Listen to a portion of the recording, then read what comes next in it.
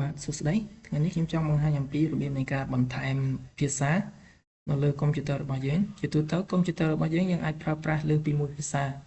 បាទនៅត្រង់កន្លែងនេះប្រសិនបើយើងមានតែមួយភាសាទេគឺវានឹងបង្ហាញភាសាអង់គ្លេសអក្សរកាត់ ENG ប៉ុន្តែកុំព្យូទ័រនេះគឺពុំមានការបង្ហាញទេ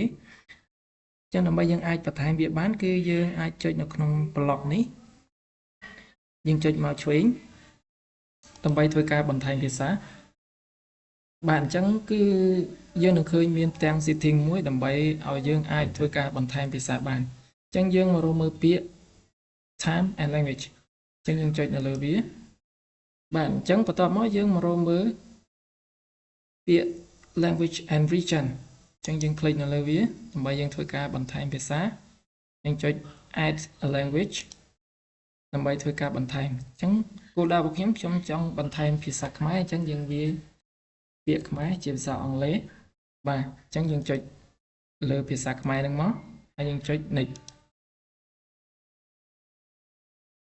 បាទអញ្ចឹងយើងចុច add យើងចុច tick នៅលើហ្នឹងមក set as my Windows display language បាទអញ្ចឹងយើងចុច install បាទអញ្ចឹងក្រោយពេលដែលយើងធ្វើការចុច install language pack នឹងធ្វើការ install ឲ្យយើងអញ្ចឹងវានឹងដំណើរការចប់អញ្ចឹងយើងនឹងទទួលបានភាសាខ្មែរដែលយើងចង់បានបាទប៉ុន្តែជាក់ស្ដែងការប្រើប្រាស់ភាសាខ្មែរនេះគឺយើងមានប្រភេទ keyboard យើងចុចនៅត្រង់ចុច3ហ្នឹងហើយយើងចុច language options បាទអញ្ចឹងដើម្បីធ្វើការបន្ថែម keyboard បានគឺយើងចុច add keyboard បាទអញ្ចឹងនៅក្នុងនេះគឺយើងមាន keyboard 2ទី1 keyboard ភាសាខ្មែរទី2 keyboard NIDA បាទ keyboard 2នេះគឺយើងអាចប្រើប្រាស់បានដូចគ្នាប៉ុន្តែគ្រាន់តែមុខងារនៃការប្រើគឺខុសគ្នាខ្មែរគឺយើងប្រើប្រាស់ space key ដើម្បីធ្វើការដាក់ជើងប៉ុន្តែដល់ឡែកNIDA ខ្មែរ NIDA គឺយើងប្រើអក្សរ J ដើម្បីធ្វើការដាក់ជើងបាទអញ្ចឹងសម្រាប់ខ្ញុំគឺខ្ញុំជាទូទៅខ្ញុំប្រើ NIDA ខ្មែរ NIDA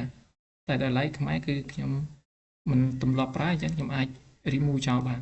បាទអញ្ចឹងគឺ keyboard ហ្នឹងគឺយើងអាចប្រើប្រាស់បានបាទអញ្ចឹងយើងខ្វែងចោលយើងមកមើលពីមួយរបៀបទៀត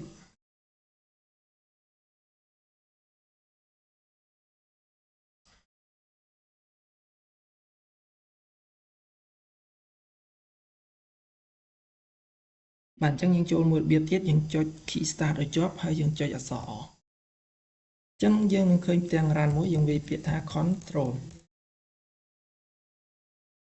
បាទអញ្ចឹងយើងនឹងឃើញផ្ទាំងមួយ all control panel items អញ្ចឹងយើងមករកមើលពាក្យ region បាទអញ្ចឹងយើងចុចលើពាក្យ region យើងឃើញពាក្យ language preferences អញ្ចឹងយើងចុចនៅលើវាមកបាទអញ្ចឹងអានេះគឺវានឹងបង្ហាញផ្ទាំងដូចយើងឃើញពីមុនគឺផ្ទាំង setting ហ្នឹងគឺដើម្បីយើងធ្វើការ add ភាសាបានដូចគ្នាបាទអញ្ចឹងគឺពីរបៀបហ្នឹងយើងអាចចូលតាមរបៀបណាក៏បានដែរបាទអរគុណច្រើន